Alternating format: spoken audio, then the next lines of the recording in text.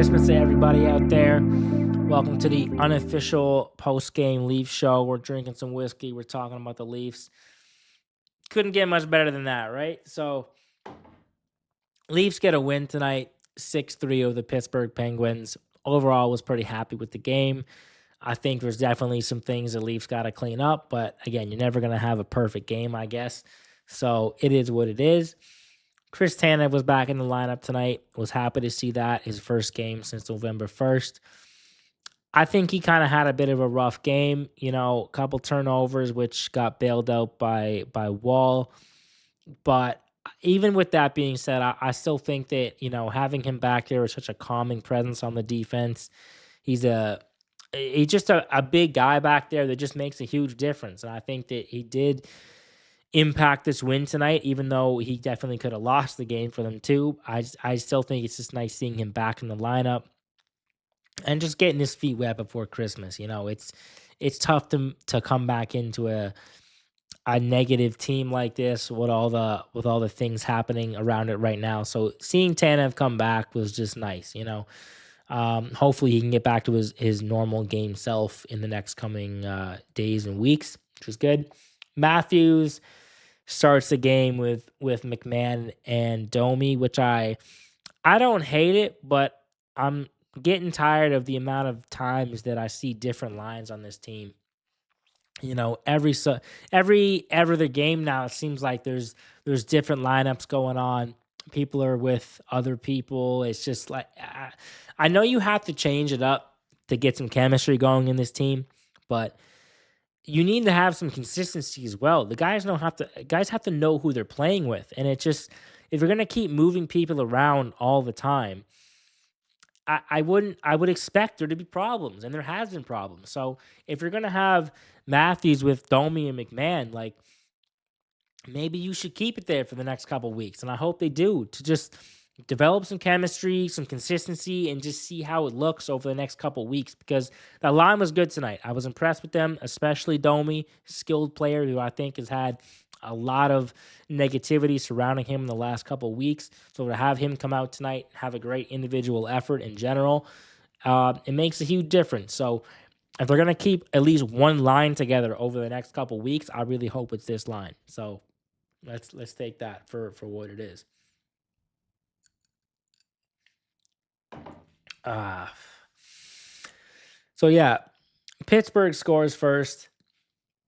Leafs challenge it. No goal, obviously. Goaltender interference. Right after that, Nylander goes down, gets a beautiful goal on a breakaway. First in 11 games, get a 4-point night. So yeah, I hope for Nylander's sake he's back to his usual self. This team really needs the usual Nylander, a guy who can come out and just play with force. And because, if he's not putting points on the board, then this team isn't winning. I know it doesn't hinge on him completely, but he's such a big factor in the offense in this team that I really hope tonight was a kind of a turning point to getting him back on just, the normal mood of things, because he's so huge for this team. And then, of course, in true Leafs fashion, 44 seconds later, Pittsburgh comes down, ties it up. And yeah, it was a chance for the Leafs to crumble there at that point. I thought, you know what? It's a spot where the Leafs take the lead and then they give it up. It just seems like they crumble after that. To their credit, they did not. Michelli puts a puck on net, which I've been asking every single player on this Leafs team to do a lot more often. Just put pucks to the net, no matter where you are. Just throw it there, see what happens. Michelli does that tonight. Gets a beautiful deflection. It's 2-1 Leafs. Second period, Carlson falls on a stick handling play on the blue line, which was just way, way too much. Lorenz picks it up, goes down. He's a mile in front of everybody. Gets a couple chances on Skinner, puts it in. Beautiful goal. Credit to him not skating past the net on that too, because a lot of guys would just try the first chance, skate past the net, and he didn't. He stayed there for the rebound, or even a second or third or fourth chance at that point. But Leafs are up at 3-1 at that point, which is nice to see. 1 minute in, Pittsburgh scores in the third period. which I didn't even see. I was busy making a drink. So I came back in, and it's just at that point it was 3-3, after Pittsburgh scored to make it 3-2. And it's just at that point I assumed the Leafs would lose it because, you're up 3-1 and you go back to 3-3, which is, 3-1's the most dangerous lead in hockey. Of course, everybody knows it, especially for this Leafs team. That's like the dead giveaway they're going to lose the game. So at that point, I was expecting them to lose it. So after that, Tavares gets tripped, and we actually get to see the power play, which was nice because I actually thought we might go through this whole game without the Leafs getting a power play, which would be so just perfect for how this thing goes. You're gonna fire your power play coach, and then you don't get a power play to actually see if it looks any different. But luckily, we did get to see one. For the 30 seconds that we actually had one, because Michelli ruined it after that with a slashing call, it looked pretty good. Leafs get a great rush chance. Again, 30 seconds is not enough to tell you whether it was different or not, but at least for that small amount of time, I was happy with it. It looked half decent. And then, after that, Nylander draws a penalty on a breakaway. And yeah, look, this is one of the things that really pisses me off about this league, okay? Is that several games ago, Riley was coming back on a breakaway and had the exact same play where he basically just quickly hooked the guy, a little stick in the hands, got the puck away, and it's called a penalty shot. Nylander is on a breakaway tonight. The guy comes down on Pittsburgh, does basically the exact same thing, and it's not a penalty shot. So both of those plays, if you look at them, they're almost identical, but yet you have different calls.